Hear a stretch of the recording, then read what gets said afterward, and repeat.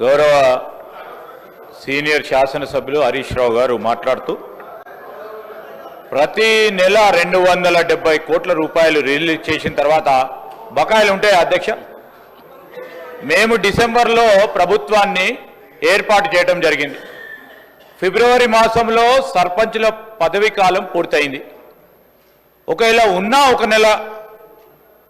ఒక నెల కాల సంబంధించిన బకాయిలు ఉంటుండే. ఆయనేమో ఒక పక్షాన 270 కోట్ల రూపాయలు ప్రతి నెల ఇచ్చాము అని చెప్పినప్పుడు బకాయిలు ఎక్కడికి అధ్యక్ష? ఎక్కడైనా తీసుకొచ్చి పెట్టుకున్నారు అధ్యక్ష? ఈరోజు వారి ప్రభుత్వ హయాంలో సర్పంచులు ఉప సర్పంచులు ఆత్మహత్య చేసుకున్నారు. వారు సమాధానం చెప్పాలా? ఈరోజు గౌరవ మా పంచాయతీరాజ్ శాఖ మంత్రివర్యులు చెప్పారు, ఏ విధంగానైతే బకాయిలు మా నెత్తిపైన పెట్టి వారి ప్రభుత్వం ఆ రోజు మేము తీసుకున్న వారసత్వాన్ని ఒకటి తర్వాత ఒకటి పూరించే ప్రయత్నం చేస్తూ ఉన్నాం.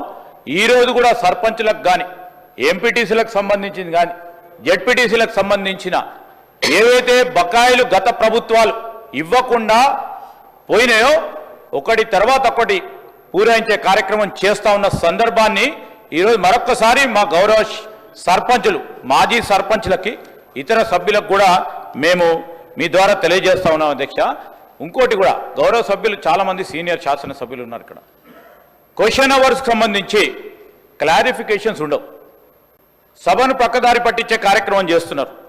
సరే, గౌరవ శాసనసభాపతి గారు మీరు ఆ స్థానంలో ఉండి ఇంకేదైనా సమాధానం అక్కడ కూర్చున్న మాజీ సర్పంచ్ సోదరులకు ఉపయోగపడే విధంగా ఏదైనా అడుగుతారంటే సభను ప్రక్కదారి పట్టించి కేవలం రాజకీయాల ఉద్దేశంతో వారి పరిపతిని పెంచుకునే ప్రయత్నం చేస్తాను. నేను దయచేసి స్పీకర్ గారిని కోరుతా ఉన్నాం అధ్యక్ష, క్వశ్చన్ అవర్లో క్లారిఫికేషన్స్ సంబంధించి ఆలోచన చేయమని కోరుతా ఉన్నాను అధ్యక్ష.